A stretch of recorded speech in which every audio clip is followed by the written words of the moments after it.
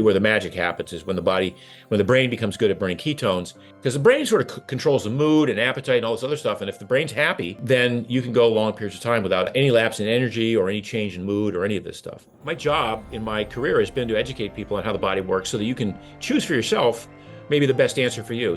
So we were born to walk and we were born to be able to run. Yay, once in a while. But not every day. Even doing podcasting like you and I are doing, like we sit. Sitting, I know. What I'm doing is I'm giving runners permission to walk again. Most people are not runners. Even those who try to run are not runners. When you walk, you're giving your brain a scrub. Walking is the quintessential human movement. Yeah. So the more you can do of it, the more human-like you are.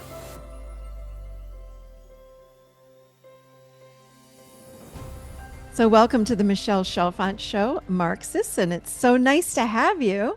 So great to be here, Michelle. Thanks for having me. Yeah, I'm really excited to talk to you about a lot of different things because, from eating to health to walking, we're going to talk about walking and the importance of walking and the benefits of walking. But you are, Mr. Fitness, Mr. Someone that really knows so much about fitness and wellness. And it can be really confusing in this day and age to know, what do I eat? Do I eat keto? Should I do intermittent fasting? Should I eat paleo? Do I fast? I don't know what to do. I don't know how to, and oftentimes it's not even about losing weight. It's about just maintaining good physical health. Yeah, of course. So let's start there. You talk about, workout routines, but I want to talk about eating first. Like, tell us about what you know about ancestral eating, as you call it. Well, you bring up a good point, which is people are like frustrated or confused, or they tried things that didn't work, and they're like, "Oh my God, like how do I know what's right? How do I know what the answer is?" Yeah. And so my job in my career has been to educate people on how the body works, so that you can choose for yourself maybe the best answer for you. So there is no right answer. There are a lot of wrong answers, but there's no real right answer, Yeah. So some people that, through my career, I've promoted paleo, which became my brand of Primal, which is an adaptation of paleo. And then I'm sort of moved on to keto and carnivore and omnivore. And I've kind of woven a path through all of these different ways of eating. But what I realized about 10 or 15 years ago was that the holy grail of all of this is establishing what I call metabolic flexibility.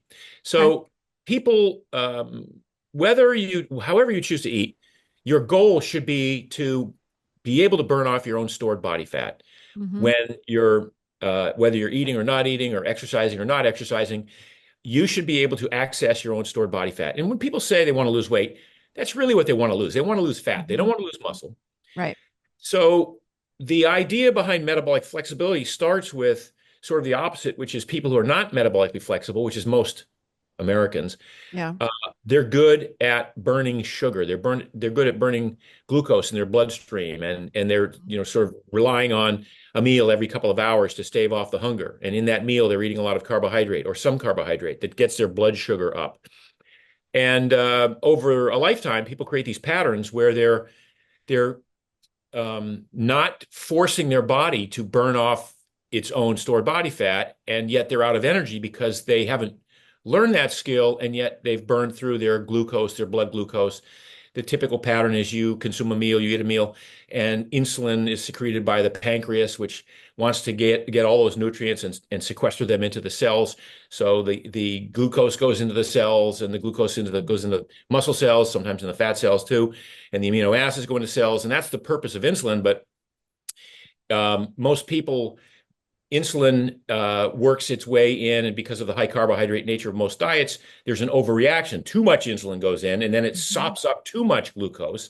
Right. And then you get a low blood sugar kind of thing, and you get hangry at 10 a.m. or mid-afternoon or whatever, and you have to eat a snack or whatever. And this sort of perpetuates itself through a lifetime. So my path has been to discover ways in which we can build metabolic machinery to burn fat, to become metabolically flexible, so that we burn the fat on our body, or we can burn the fat on our plate of food, or we can burn the glucose in our bloodstream, or we can burn the glycogen in our muscles, or the ketones that the liver makes in the absence of glucose.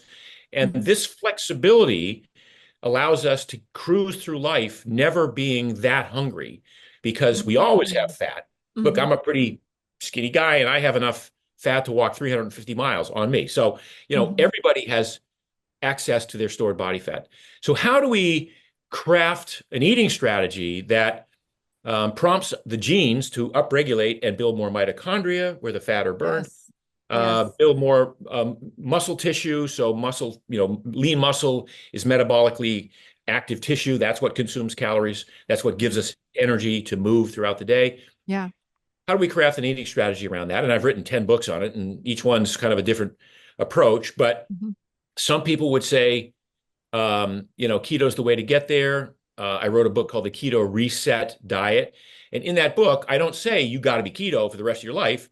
I would Mhm. suggest you use a ketogenic diet for a couple of weeks to reset your metabolism to become more metabolically fit, more metabolically flexible. Okay. But you could be it could be just the low carb, the typical low carb eating strategy, which would be just to cut your Look, if you get rid of the sugars, the pies, the cakes, the candies, the cookies, the sweetened Yeah. beverages, and all the stuff we know we shouldn't be eating, you cut out the sugar, you cut out the processed grains, which convert to glucose in the bloodstream, and, Mhm. and you sort of leave yourself with this list of very tasty, healthful foods: meat, fish, Mhm. chicken, turkey, Mhm. cheese, nuts, fruits, vegetables, all of that. You'll trend toward this ideal body composition because you are cutting the amount of excess carbs your body takes in and only getting carbs from, say, those that are locked in a fibrous matrix that is vegetables. Um, and now the body says, okay, we're not going to get that much glucose every couple of hours. Let's start to build some metabolic machinery to burn fat. And Mhm. it's a gradual process, but over time, a combination of withholding carbohydrates, of Mhm. timing your meals so that you only eat when you're hungry. Mhm. In other words, most people eat because it's mealtime, right? Oh my Right. God, Right. or they've heard that breakfast is the most important meal of the day and don't skip that. I'm absolutely not a fan of that saying. Mhm. Um, so if you gradually, starting with your choice of materials, your choice of foods, and then realizing that there are times of day when you're not that hungry and you don't have to eat when you're not hungry. And during Right. those times you're not hungry, your body is accessing your stored body fat. It's actually starting to burn your own body fat. And so the longer you can go without eating, within reason, Mhm. without getting hungry, because that's Mhm. the key, Mhm. the longer you can go without just saying, oh my gosh, it's time to eat, the more your body starts to get into this mode of, oh, I know, I'm building the Mhm. metabolic machine to burn fat. I'm going to burn fat easily. I'm going to access it whenever I want. I don't have to think about topping off my blood sugar or anything like that. It becomes a wonderful thing. It becomes the most freeing aspect in life for most people, and particularly for women. That was my next question for you. Is it different for women versus men? Because I know so many of the earlier studies were done on men, you know, as far as intermittent fasting, even the way we eat, all these things. And I realize it's not one size fits all by any means. I mean, even two women shouldn't eat the same way. So, Right. So that's a great point. There are so many hormonal differences. I did a podcast this morning with a guy in England, and yeah. he asked me sort of the same question. And I haven't had this question for a while. And I said, I'm out of my league here. I can't talk about women's hormones, capably. But I do know that there are so many differentiations, different factors surrounding women in general, whether it's in puberty, whether it has to do with premenopause, perimenopause, postmenopause, all Mhm. different factors that will Yeah. play into this. Ultimately, this comes down to understanding how your body works and then being willing to experiment and notice Yeah. what happens. So Mhm. don't engage in some brand new eating strategy and go, I'm giving this 45 days, no matter what, no matter how uncomfortable it is. No, notice within a few days, how you feel and is this going to work Mhm. for you? And is there a tweak that you can make here and there? Mhm. Many women find that a ketogenic diet works very well for them. I don't know if you know Candy over at Primal Bod, but Mhm. Mhm. she's a huge proponent of this, and she's got thousands of women doing her program. I guarantee you, not all thousands of women are succeeding on her Yeah. program, but it works. It works for her. So keto works for some women, doesn't work, makes others miserable. And Mm-hmm. so but it's worth a try. It's not going to wreck you to try it for a little while and see. Or intermittent fasting, waking up Mm-hmm. and saying, okay, I'm not necessarily hungry yet. I'll see if I can go till 9:30 this morning without eating. And then you do it, Mm-hmm. and then you go, okay, that was doable. And then the next day or 2 days later, you go, I'll see if I can make it till 10:30. And Yeah. so experimenting with just your energy levels. Again, always with this appropriate basket of food available, right? You can't do Mm-hmm. this if you're eating Cinnabon and slamming down Coca-Colas all day and in that regard. So there has to be some framework here, Michelle. Yeah. Yeah. So tell us, what is the difference between paleo and keto? Well, I mean, keto is just a more strict version of paleo that doesn't involve as much carbohydrate. So paleo would say it almost doesn't matter how much carbohydrate you eat as long as you confine it to that list of Mhm. vegetables and fruits and starchy tubers and natural things. Right. Now, if you do confine it to that list and you're pretty rigorous about that, you could find yourself consuming 200, 225 grams of Mm-hmm. carbs a day Mm. within a paleo Yeah. context. With keto, the almost definition of keto is less than 50 or 60 grams of carbs a day. So you have to be really aggressive about cutting your carbs, which means you get rid of the starchy tubers and you Right. get rid of any of the stuff that even if it's um, sort of keto breads and things like that, you Mm-hmm. can get into trouble. Not get into trouble, it just doesn't get you where you want to go in terms of cutting the carbs. Because the reason for going keto is to Mm-hmm. prompt your body to be good at burning fat and be really good at using ketones in the brain. And Yeah. that's really where the magic happens is when the brain becomes good at burning ketones, and then it doesn't have these, because the brain sort of controls the mood and appetite and all this other stuff. And if the brain's happy because it's Mm-hmm. being fueled by ketones, then you can go long periods of time without any lapse in energy or any change in mood or any of this stuff. Mm. Yeah. So paleo was like really about the food choices, not about the macros. Right. Primal That's came and yeah, go ahead. No, I was just going to say macros. Gosh, I've heard this so much about that for the last couple of years now. Yeah. I Yeah. want you to talk about that after. Like, what the heck does that even mean? Because I don't think a lot of people even understand what it means to Right. Right. eat Right. that way. Right. Go Okay. ahead, Well, though. want to talk about it now? Yeah, go for sure. So macros refers to macronutrients, and those macronutrients are protein, fat, and carbohydrate. And so most dietitians would say, you have these requirements that your body needs throughout the day. Hmm. Um, and of those macronutrients, like remember, micronutrients are the vitamins and minerals, the phytonutrients, the little plant compounds, but the macros are Hmm. fat, protein, carbohydrate. They would say, you probably need 100 to 120 grams of protein a day. And Hmm. in the last couple of years, people would say, well, base your diet largely around how you access protein, because protein is the most critical component of what I Right. would say a good, healthy diet that is leading toward an ideal body composition. So Hmm. pick your macros first. Make sure that you're going to have to get out the app and go, okay, how many grams of protein in a 4 ounce piece of salmon or a jar of tuna or a Hmm. whatever. The next level would be carbs from vegetables. But if you look at fruits and vegetables as a totality, those carbs are almost like free because Hmm. the carbs that are in vegetables are locked in a tight fibrous matrix and they don't release into the bloodstream in one fell swoop the way, say, a baked potato or a bowl of rice Right. or pieces of bread or a bowl of pasta would. Those Hmm. convert to glucose very quickly. Hmm. Vegetables take a long time to slowly sort of drip into the system, into the bloodstream, so you don't Right. even worry about that. And then fat, the third macronutrient, usually you get a fair amount of fat in combination with the meat or the fish or the chicken that you're eating. So there's some fat there. And then you Hmm. would get a combination of maybe some healthy oils, olive oil, um, Hmm. avocado oil on the dressings that you put on your salad Hmm. or the butter that you drizzle over your vegetables or that you saute your vegetables in.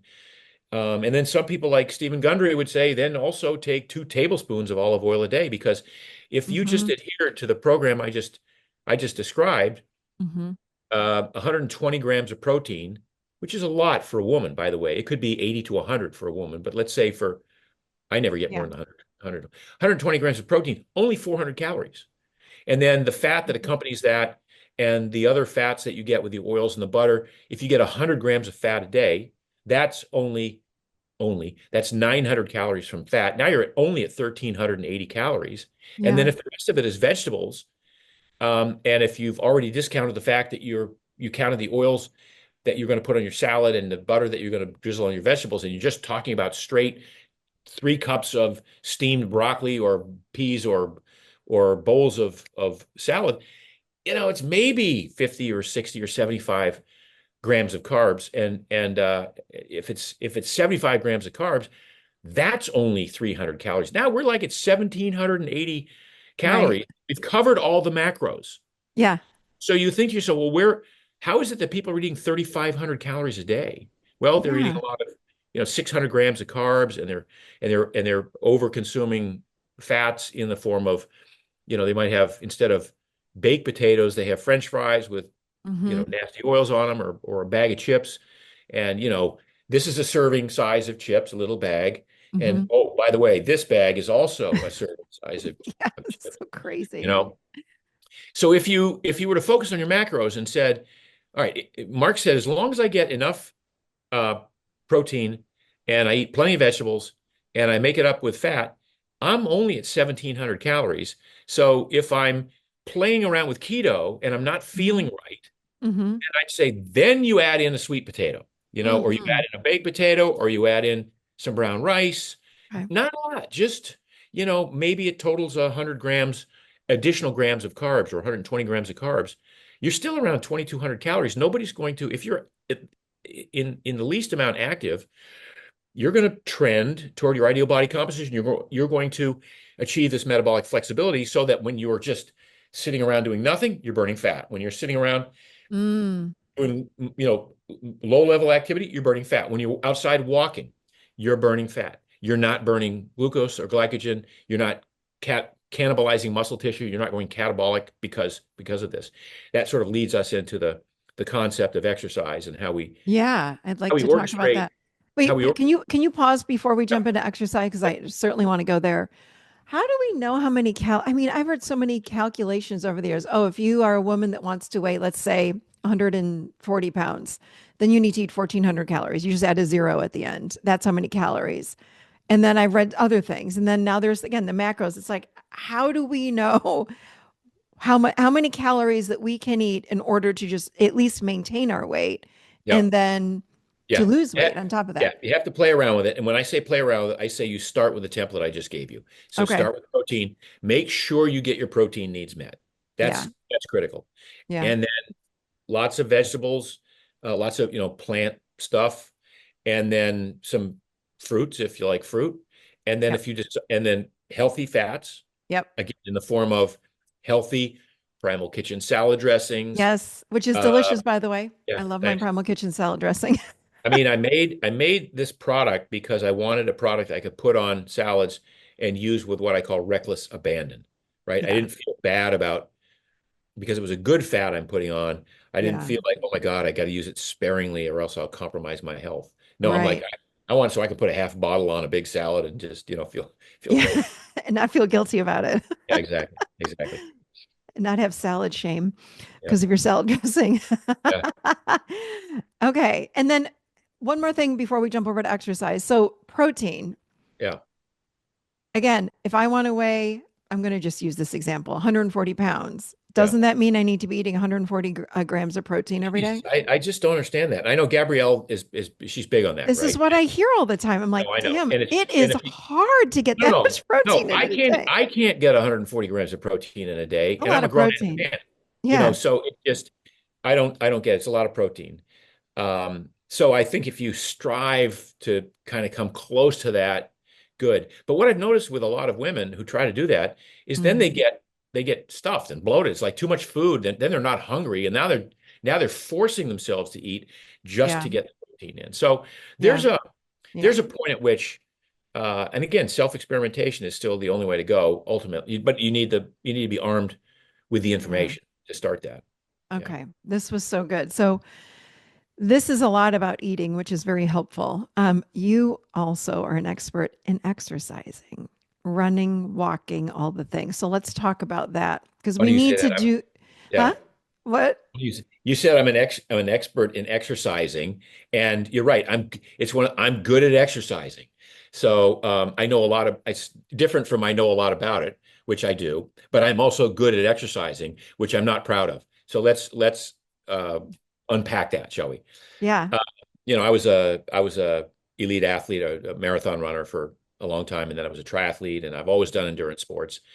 To my detriment, I suffer a little bit from the years that I overtaxed my body and my heart doing these things that I thought were good for me, Right. Right. and were up to a point, but then stopped being good for me and started being bad for me. Mm-hmm. And armed with that information, I started looking a bunch of years ago at what I thought would be like what is the minimum effective dose of exercise that I need to have all of those attributes that Peter Attia talks about, Mm-hmm. that Gabrielle talks about, that Yeah. that all the whether it's the VO2 max is the big thing, right? Rhonda Patrick talks about VO2 Yeah. max. It's like Can you explain that though for my audience? They don't yeah, know so what that VO2 is. max is the VO2 volume of oxygen, the maximum volume of oxygen that you can take in to your lungs per minute while Mm-hmm. you're exercising at a high rate. And Mm-hmm. that's a measure of your metabolic, your cardiorespiratory fitness, because it's your lungs and heart that are distributing oxygen to the muscles. And they're only doing so because the muscles are working so hard. They're demanding this. Yeah. So the point at which the supply meets the demand and there's no more coming in is called VO2 max. So Mm-hmm. it's a great measure of cardiorespiratory fitness. Mm-hmm. Where it gets, I think, oversold is that it's not just one metric. I mean, there are a lot of metrics that I would look at for a quality longevity, like living a long quality life. So I want to be able to not just have great lung capacity, but I want to be able to lift heavy things. So I Yeah. want to be able to deadlift, twice my body weight. I mean, Mm-hmm. one and a half times my body, one time, whatever that number is, I can almost lift it Mm-hmm. twice my body weight now. Um, do X number of pull-ups or push-ups, or do a Mm-hmm. 3-minute plank, or Yeah. hang a bar for a minute and a half, or stand on one foot with my eyes closed and my arms crossed for 30 seconds. Mm-hmm. All of those are equally important metrics for they're proxies for longevity. Mm-hmm. So to look at VO2 max and just say, okay, that's what I'm really going to work on. I know a lot of people who are my age they're in the 1% of the VO2 max, but Mm-hmm. because they worked so hard and they went so catabolic and they did so much aerobic stuff to get there, they Yeah. sacrificed their strength, their balance, their mobility, their agility, their resilience. And Mm-hmm. so it costs them in all other areas. So I would rather rather than the top 2% or 1% of my VO2 max and go, yeah, I'm going to live longer. I would rather be in the top 10% of VO2 max, of deadlift strength, bench press strength, dead hang strength, plank time, Yeah. breath hold, Yeah. uh, all these other metrics, and that's again, my friend Peter Attia has, Mm-hmm. like what I don't know, the centenarian Olympics or something like that. But Mm-hmm. you want to be competent across all those modalities.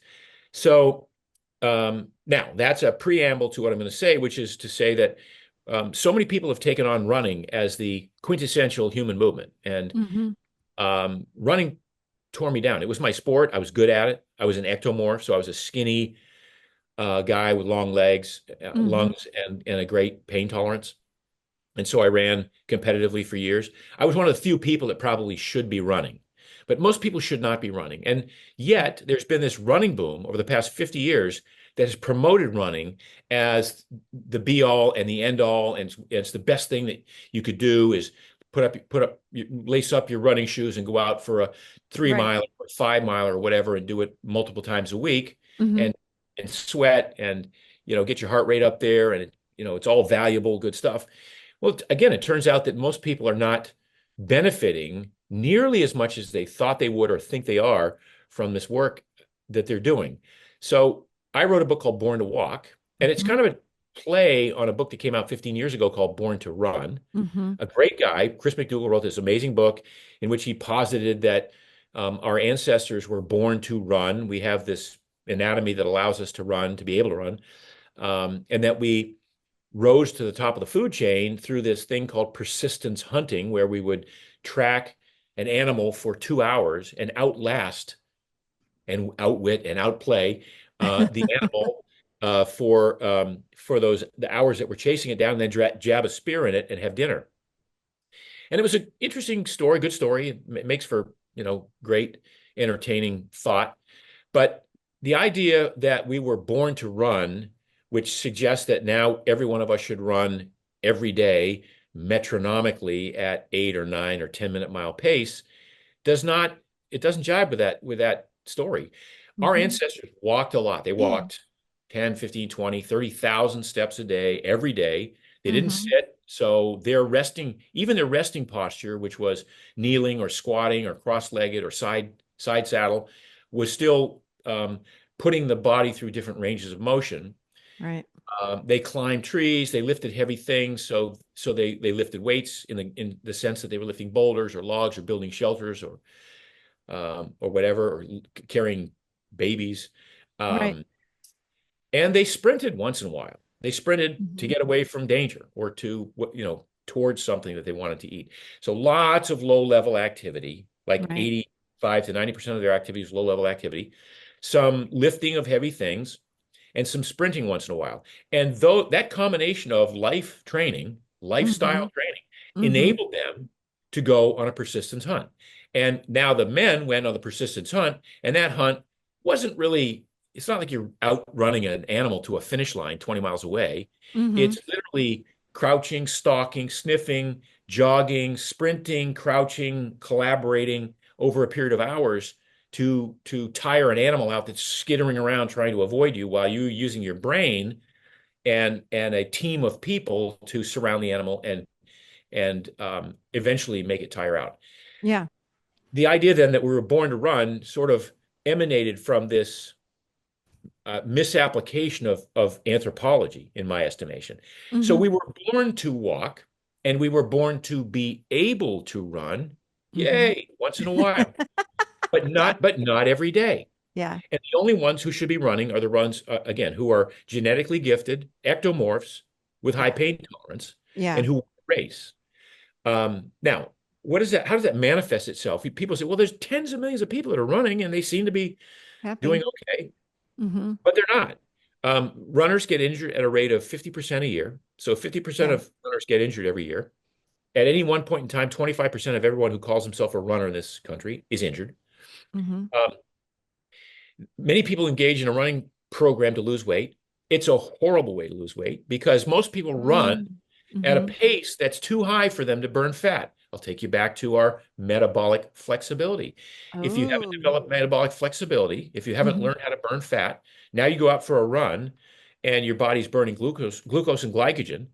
The brain goes, uh, we don't know how to use ketones that well, and we're out of glucose, and I'm getting hangry, and I did this amazing run where my watch says I burned 600 calories. Holy smokes. But the brain says, let's go eat. Let's eat more. Let's overcompensate with carbohydrates because we're going to do it again tomorrow and the next day and the next. Mm. So over time, what you see is people who are doing a lot of work and they're struggling and suffering and sweating and groaning, and they slink over to the couch and slump down on the couch and think, oh my God, what a great run that was. But they didn't burn fat. They didn't get any better. In other words, they didn't improve their performance. And here's why that is true. Mm-hmm. Because running performance depends on a strong, broad aerobic base, lots of capillaries, lots of mitochondria, and the ability to burn fat, and then a high-end VO2 max anaerobic threshold. So if you want Mm-hmm. to get faster and faster at your 5K or your 10K or a marathon, you have to do lots of this zone 1, zone 2 training Mm-hmm. and a little bit of very high-end stuff like either lifting weights in the gym and or sprinting Mm-hmm. or some once a week, some kind of VO2 max threshold stuff. Yeah. Well, most people just run their run every day and their heart rate is too high to be burning fat. So they don't get the benefits of the capillary perfusion and the metabolic and Mm, the mitochondrial biogenesis.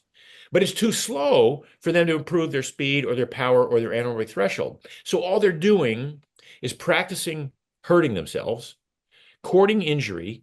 And because it's too stressful for the body to do on a regular basis, they're catabolic. They're producing cortisol every single time they go out and run. And that so cortisol, as you true. know from what we've been talking about in this space for the last 10 years, cortisol is it's a life or death hormone that in chronic cases suppresses the immune system, which is why Mm. runners get colds and flu a lot more than anyone else. And it encourages the deposition of belly fat, visceral fat. Yep. How is that a good thing? At the end of the day, I look at tens of millions of people and I'm like, I'm so sorry that you've chosen this activity that you were sold a bill of goods on. You were sold it by the running shoe industry that said, hey, try these shoes. They feel like you're running on Mm. clouds. And all they're doing is literally increasing your risk of injury because if you're an overweight person and you don't know how to run, you're running with bad form. The shoes, all they do is they forgive bad form for the immediate time, but they're still so now your feet don't get pounded immediately, Hmm. but all of that stuff gets pushed further up the kinetic chain. So you get knee issues or hip issues or lower back issues or neck issues as a result of this misapplication of your kinetic chain because you're running too hard, too stressfully. And again, all in the name of no pain, no gain. If Right. it doesn't hurt, it must not be valuable. Hmm. With this book, Born to Walk, I'm saying, look, I can craft an amazing workout schedule for you. If you tell me that your Yeah. goal is to be strong and lean Hmm. and look good naked and fit and healthy and Hmm. happy and productive and sleep well and have good sex, then I'm going to create a strategy for you that has next to no pain and suffering. It's going to be a lot of walking, Yeah. and it'll be dedicated walking, and we'll talk about what that looks like. And Yeah. we have programs in the book, but you're not going to be having your heart rate get way the hell up there, so frequently. And then you're going to go now if you get the strong aerobic base and you're not catabolic, if you're not tearing down muscle tissue because of all the running you're doing, now you go to the gym twice a week.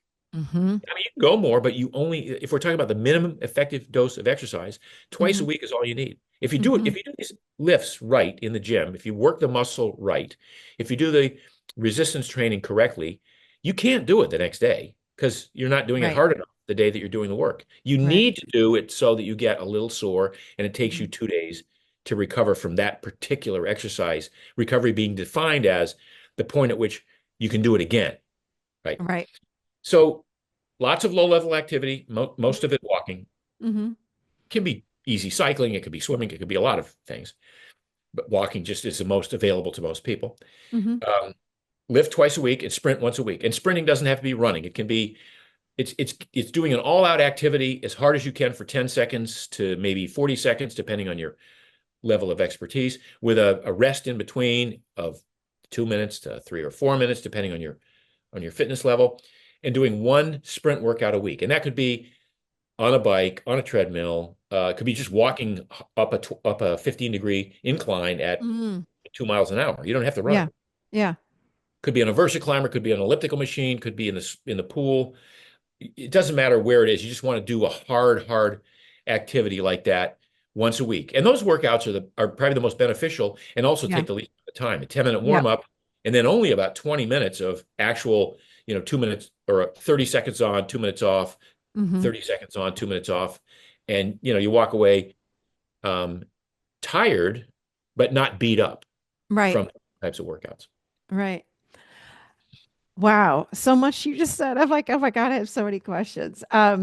So it is important when you think about walking, it is important also to go to the gym and lift heavy weights. That seems to be Yes. a universal truth at this point. Yes. Like everybody, Yeah. and I hear as far as women go, like throw the little pink dumbbells away. Like we need the little 2 pounders that we do this with. Like we need heavy weights. Yes. Yes, and here's one of the issues that you see. I see a lot of the cardio Barbies out there, the cardio bunnies who are, they're doing if they're not running 5 miles a day and then bringing the pink weights and doing, the stuff at the gym because they need to do two-a-day workouts.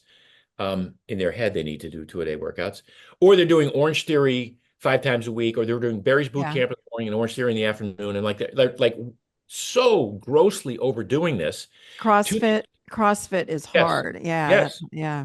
So they don't you don't need to do all this stuff. Yeah. Um, and it becomes catabolic. It breaks you down if you do too much of this stuff. So Mhm. walking is anabolic. If you walk 20,000 steps a day, I'm not suggesting you have to or need, but if you do, it's not too much because it's not going to Right. beat you the way running Yeah. would. And walking is also reinforcing an appropriate gait, an appropriate footfall, an appropriate kinetic chain. Now, I Mm. talk a lot in the book, and I have a whole company dedicated to a type of shoe that Hmm. reinforces healthy walking. So Yeah. I've designed a shoe, the Palooza footwear, which is a five-toed shoe Hmm. that encourages it's a thin sole that allows you to Hmm. feel the ground you're walking on, so the brain is informed of exactly the tilt, the texture, the whatever of the ground you're walking on, and then informs the toes how much to bend, the arch, how much to scrunch, Mm. the Hmm. the the ankle, how much to roll outward or inward to absorb the first part of that change, so that it doesn't all go up to the knee and you tweak a knee doing Yep. this. How Yep. deeply to bend the knee if it's a dip in the thing, and uh, all of this information has to become available to the brain in order for everyone's kinetic chain to work perfectly. And if you're wearing thick, cushioned, heavy shoes with high lifted heels, Yeah. now you've got an arch support. Now your arch isn't working. Now your Yeah. big toe is scrunched against your other toes. Now your calf muscle is shortened, which is Yep. causing problems on the Achilles. And all of these things, they get exacerbated over time. And that's why it's sort of a two-pronged attack on this walking thing. Like walk either, I would always have people walk barefoot if you have the chance. So if you can walk, Yes. if you live near a golf course and you can walk barefoot on the golf course in Yeah. the morning, that's like that's heaven, right? But if Yeah. you don't have access to soft surfaces to walk on, I created a shoe that kind of recreates that sensation of being barefoot on a nice, soft, sandy surface or on a we say it's like walking barefoot on a putting green. Nice. So what about like I know I put arch support in my walking shoes. Yeah. So what happens to those arch supports? We just stop needing them if we just wear the Yeah. Why do you Paluvas? wear arch? Why do you think you wear an arch support? I don't know because the guy at Fleet Feet told me I needed Yeah. them. You I don't run? know. Or do you Yeah. walk? You just walk. You, No, I'm definitely not a runner. yeah. Definitely. I have tried. That is not me. I'm a walker though. Like I was saying to you, Yeah. I think I started walking when I was 14 and I've never stopped. Like it just every day, minimally an hour, Yeah. probably more like an hour and a half, sometimes twice a day, early morning and then Oh, I later got at to get you night. my shoes. I got to get you my shoes. I've created an army of women over 40, not that you're there yet, but over 40 in this in Miami who are Yeah. walking 6, 8, 9 miles a day on Wow. brick and concrete because we're in Miami. Yeah. Uh, and like, that's their thing. And every day, and they would never. These are women who used to wear the regular shoes, the Yeah. regular shoes, and like life changing, like one woman who was unable to walk because of her bunions and now walks beautifully because it. Get out of here. No, no, Bunions? yeah, plantar. That's a classic one that we have. Plantar fasciitis. People are, improving their experience not having plantar fasciitis. Now, I can't make any of these claims that we're going to fix this, but Yeah. it's certainly worth. Most natural podiatrists now would say spend as much time as you can barefoot, Yeah. or wear minimalist shoes, and or wear toe spacers at night. Yes. And so I I've wear those. I have the yeah, so I've socks too that separate so the I've toes. created a Yeah. I've created a company where the footwear that we make is a toe spacer, and now you Yeah. get to wear it all day long, and you get to move your toes individually I according to love this. whatever rock you step on. Like we look for uneven surfaces when we're out for walks. We look for cobblestones and Hmm. rocky trails Hmm. and all kinds of craggy things because we're not running, we're not Yeah. incurring the 7x G forces of a landing on an uneven surface. We're walking. We're walking with just the body weight, and every time we Mhm. land, the brain, because of the thinness of the shoe, the brain knows exactly, again, how to accommodate Yeah. that push off in a way that best utilizes all of the joints in my particular body, which are different from the joints in your body. But my brain can't tell your body how to work. So Right. feet and brains are connected, and that gets back to your expertise, your area of expertise here. And Yeah. if you've studied any reflexology, you know that the Mhm. The big toe is the head, right? The big every part of the foot in reflexology has an afferent nerve ending that Mhm. corresponds to some part of the body. And when I Mhm. have my gal comes over tomorrow, and it's one of my favorite days. I get an hour and a half I foot love it. reflexology session once a week, and she will tell me by feeling tension or Yep. inducing pain in parts of my feet. Oh, your neck's hurting today, or oh, you know, Wow. when I had hip replacement surgery 2 months ago. I'm 100% recovered. It's Good amazing. for But you. Wow. but through this whole process, she would sort of assess just from my feet how I was doing. So the Mm. feet are look, they're our connection with the universe. They're how we Yeah. contact Yeah. the ground and how we orient ourselves in this Yep. space. And to think that we're going to encase them in these tight crypts, squeeze the big toe over, rocker the front part of the toes up, elevate the heel so we shorten the Yeah. calf, um, artificially support the arch so the muscles never have to work. And the reason people have flat Gosh. feet or arches isn't because they were born that way. Everyone is born with perfect feet. Well, I don't care Mm. what they look like, whether they look flat. It's still a muscle there, and they still work. They don't have to be shaped like Yeah. tunnel of love. I mean, they're just a musculature that needs to be worked. And when we unburden them with Yeah. these orthotics and with these heel things, then all of the small muscles of the feet atrophy. And Wow. we've even seen this in, like, this happened years ago with when the book Born to Run came out, and he was also a big proponent of minimalist footwear. So a lot of runners who read the story about these barefoot runners, Yeah. a lot of runners went out and bought minimalist footwear. I've And seen they that. said, Yeah. no, what a great idea. I love that. And so many thousands of them, got in trouble because, like, the first day they went out to do their 7 mile run, they severely damaged their feet. Well, these guys have been running 50, 60, 80 Yeah. miles a week. Why would a 7 mile run do that?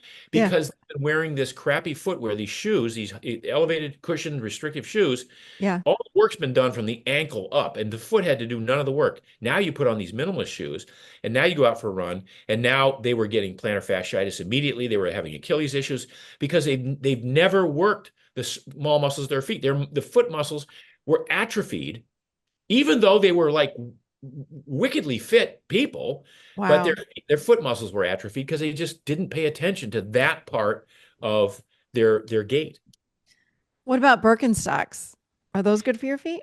I mean, they're they're okay. I don't want to downplay Birkenstocks, but it's Yeah. any But type of sandal that has your toe, um, like the flip-flops, the thongs, those are not good because you have to work your toe muscle yeah. sort of the wrong way Yeah. to keep them from falling off.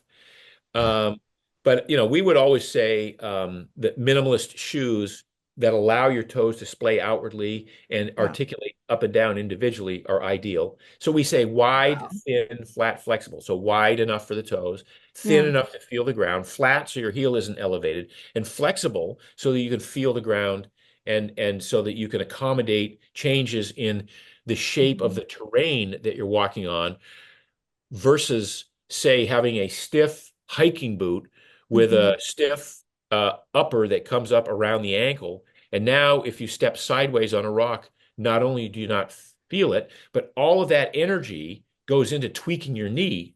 sideways Right. because you can't accommodate the change in terrain that way.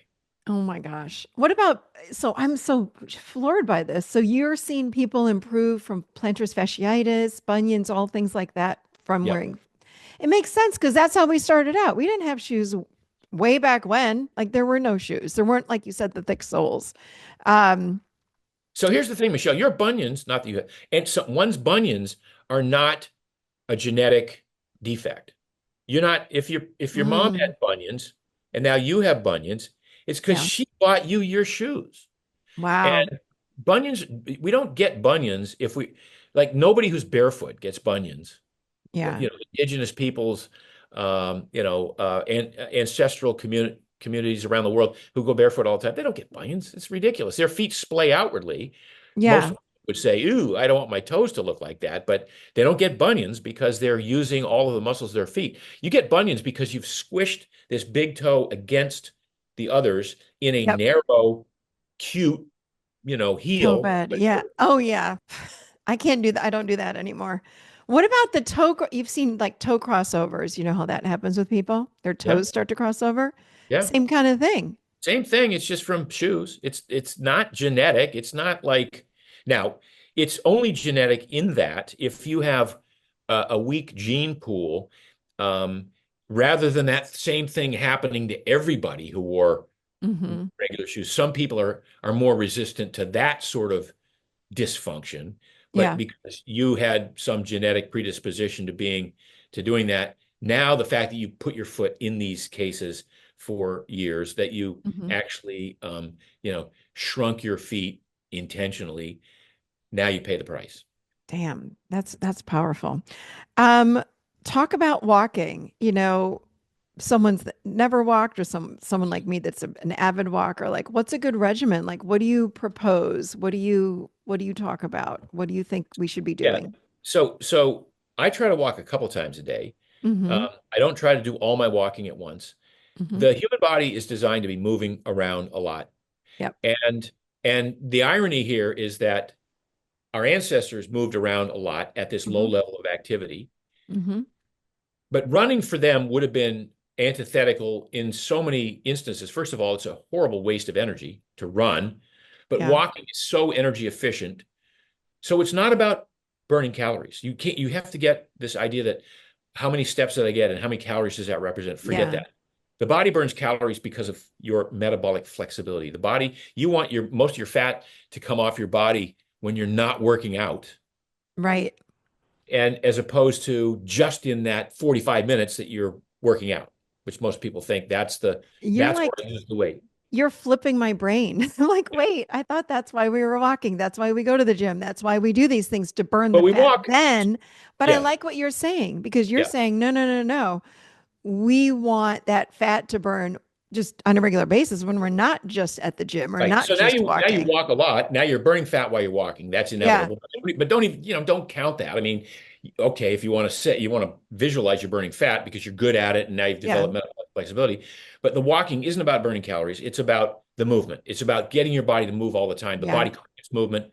And Yeah. when you don't move, it gets inflamed and it gets depressed and moody and everything else. The lifting weights is to build muscle. Yeah. And muscle is metabolic tissue. So it's the more muscle you get from those days lifting weights. So it's not about the 600 calories you burned that day in the gym lifting weights. It's Hmm. about the muscle that you made that's now going to burn fat the next 24 hours and Yeah. on and on and on and on. So you're building this metabolic machinery in the gym. So you don't want to think in terms of real time, like, okay, I'm building muscle. I mean, sorry, I'm doing this workout and my Whoop or my watch says I'm doing, I did 1,000-calorie workout. I don't care. It's Yeah. that's going to make itself up with the food you eat and the stuff you do, or the activities you choose not to do in the next 12 hours because you're so tired from the work you did. So it's Yeah. gonna even out. But it's the muscle you build that's going to be the active calorie burning, fat burning tissue that takes you through the rest of your life. Yeah. And now, if you're a runner, and here's one of the issues: if you're a runner and you're catabolic, every time you run, you're tearing up muscle tissue. Mm. So when I was a runner, I weighed 140. I weigh 172 now, Wow. 32 pounds more, same Yeah. body fat, 20 pounds more muscle, probably 5 pounds more bone, probably a little bit more Wow. fat, a little bit more water. Um, I lifted weights when I was an elite marathoner. I was in the gym lifting weights and I was strong. Couldn't keep it on because running is catabolic. When you run, the body says we don't want this extra Hmm. upper body strength. So running tears muscle tissue down, Hmm. and you'll see it in every elite runner. They're just skinny like rails, and so they've self-selected to be a runner in the first place. And then secondly, Hmm. they just the profession they've chosen. They made a deal with the devil. I'm not going to get any lean muscle tissue. I'm just going to, it'll be legs. My legs will be great, but no upper body of any Yeah. kind. Yeah. So people who say, well, I'm going to run, I want to combine my running and my lifting, almost invariably the running interferes with the quality of the lifting. Mm. So you can't, Hmm. it's very difficult to orchestrate for the average person. Now I can tell you, I can show you CrossFitters, who are Hmm. combining all this stuff. But for the average citizen who's just trying to get in shape and lose weight, and women Yeah. in particular, Yeah. the way to do this is to walk a lot, lift weights in the gym, Hmm. orchestrate your diet in a way that uh, has you metabolically flexible, and move around throughout the day. So the original part of this question was when do I walk and how do I set up a walking schedule? It may be that 5 10-minute walks Yep. spread throughout the day is better than one 50-minute walk Yeah. because you're moving throughout the day. I think that is such a great point. I know in between meetings, I'll grab my dog and we go walk down the end of the street and back. It takes 15 minutes. And if I have a little bit more time, I might do a conference call, but I live on a lake, so I'll go walk around this little peninsula over here and it's exactly 30 minutes, but I love when I can just to get out there. So it's not this, you know, power. You're not even suggesting this big power walk that I'm No, doing. It's no. just moving and looking at our ancestors, like you said in the beginning, they were moving all the time, whether it Yeah, be I'm tracking this animal or I'm home building a garden or tending to my garden or my children or the crops or whatever I'm doing. We didn't sit around and watch TV. There was no TV.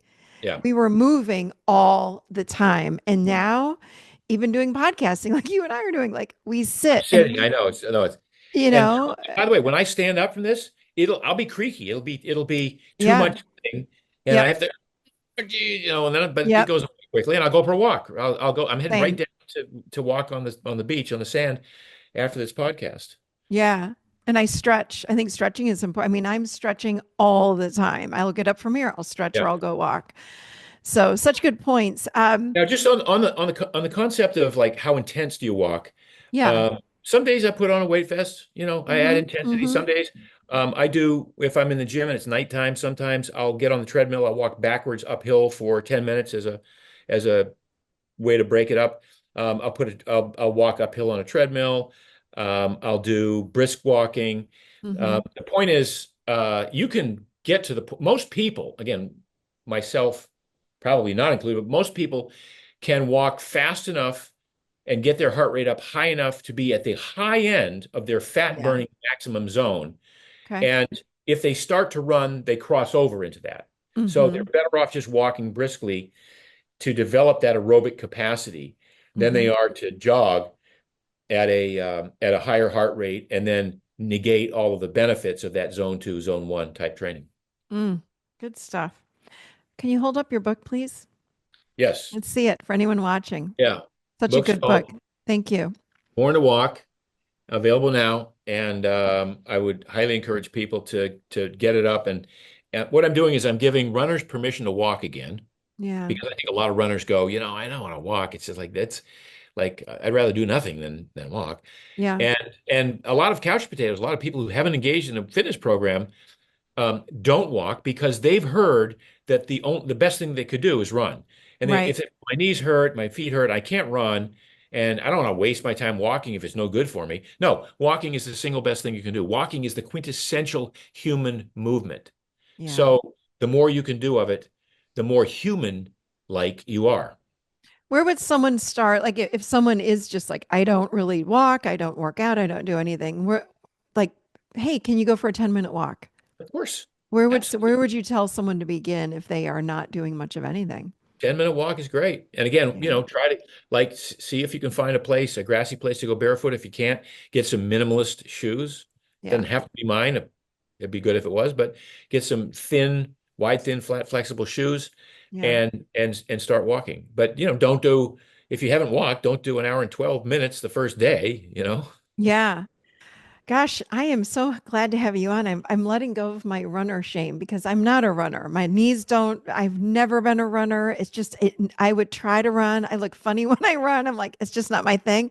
But I am a walker. Like I've done it Yeah, again, like most of my life. I mean, again, like I said, yeah, since I was yeah. about a year old, but also really No, when I no, was, no. Here's the thing. Most yeah, people, most people are not runners. Even Yeah. those who try to run Oh, were yeah. not runners. You can tell And those people. and Like, everybody is a yeah. walker.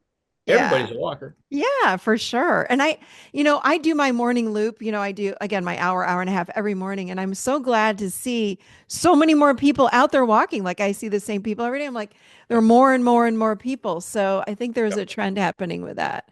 So I remember having someone on the show. I think she was like a neurobiologist, neuroscientist, something. And she said, when you walk, you're giving your brain a scrub. Like it's so good for us on That's so that many big levels to that's walk. that big toe connection too. So if you can walk to the point where you're rolling off that big toe because Yeah. you've either got wide toe box shoes or you've got paluvas, my shoes, or you've got or you're barefoot somewhere, it's that connection between the brain and the big toe, which is again, if you scrunch it over in a shoe, you don't get Yeah. the full benefit of that. Yeah. It's so ironic because this is what people talk about. Like, oh, go like you said, like I'm gonna go to the shoe store and they've got the Brooks and the Hokas and all the or Hokas that are like gigantic soles Yeah. and they're more comfortable, but gosh, it's counterintuitive. Like you would think that would be the best thing for us. You But would think, and that's what they're banking on. They want your dollars because, the injury you had last year from wearing shoes, they're yeah, gonna we made thicker shoes for you so we can, and it's no, that's what caused my injury was the thick shoes. Now you've made thicker shoes because you think it's going to feel better when I put them on and run down the aisle of the shoe store. yeah. Uh, yeah, Wow, such good stuff. Thank you so much. Where would people find you, find out about what you do, the book, sure. everything? Where do we So go? on Instagram, I'm Mark Sisson Primal. Okay. The book is called Born to Walk, and Okay. it's everywhere that books are sold. Got it. And the shoe company is called Peluva, Peluva, and Okay. that's peluva.com is the website.